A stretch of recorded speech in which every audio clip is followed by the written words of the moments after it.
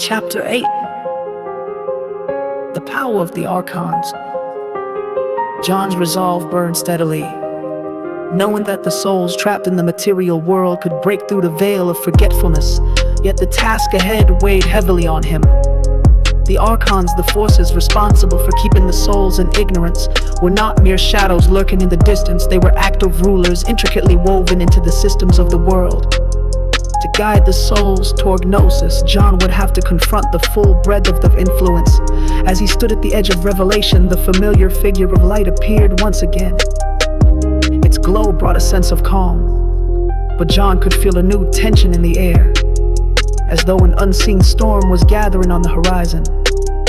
The Archons will not let the souls go easily, the figure began, its voice both firm and sorrowful. They are not simply rulers of the material world, they are its architects. They have shaped the systems of this realm, binding souls with invisible chains.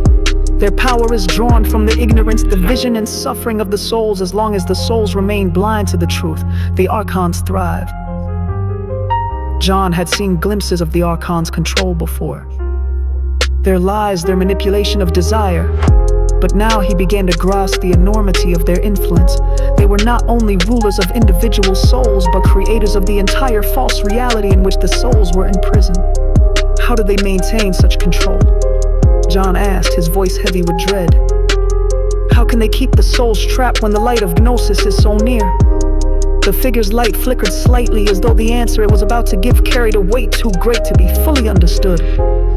The Archons do not simply rule through fear and desire. Though those are powerful tools, they shape the world itself. They create the systems that souls live within: religion, government, society. Through these structures, they weave their deceptions, convincing souls that the material world is all there is. The Archons create false realities so intricate, so convincing that the souls believe in them completely. As the figure spoke, the world around John shifted. He found himself standing in the midst of a bustling city. Its towers rose high into the sky, and its streets were filled with souls, each moving with purpose, but without awareness of their divine nature. John felt the weight of the city pressing down on him, as though the very air was thick with unseen forces. Above the city, the Archons hovered. They were not visible to the souls below, but John could see them clearly: massive, grotesque figures, each one different. Some had the heads of animals, others had serpentine wings or faces that shifted from human to monstrous. Their forms were ever-changing, yet their influence was constant, seeping into every corner of the city. John watched as one Archon drifted above a place of worship. Below, souls gathered in prayer, their eyes filled with longing for divine connection. But John could see the falsehood of their devotion.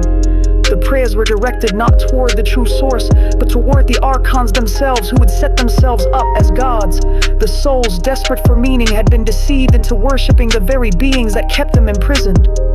The Archons use religion as a tool of control. The figure said they present themselves as gods, demanding worship and obedience.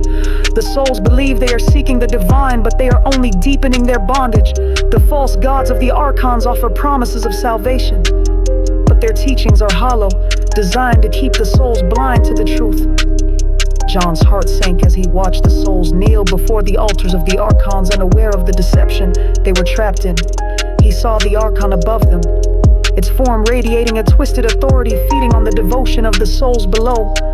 They twist the soul's desire for truth, John said quietly. Even their longing for the divine is turned into a means of control. Yes, the figure replied, but religion is only one of the Archons' tools. They control every aspect of the material world, governments, economies, even the way souls see themselves. They create hierarchies that divide the souls, fostering conflict and competition. The souls come to believe that their worth is tied to their status, their wealth, their power. In chasing these illusions, the souls remain distracted, never realizing that what they seek cannot be found in this world. The vision shifted again. John found himself inside a grand hall where powerful rulers and leaders gathered. Their faces were twisted with ambition and greed, each one driven by a desire for control. Above them, an Archon whispered into their ears, its voice feeding their hunger for domination. John could see how the Archon's influence spread through the halls of power, shaping laws and decisions that kept the souls below in a state of ignorance and suffering.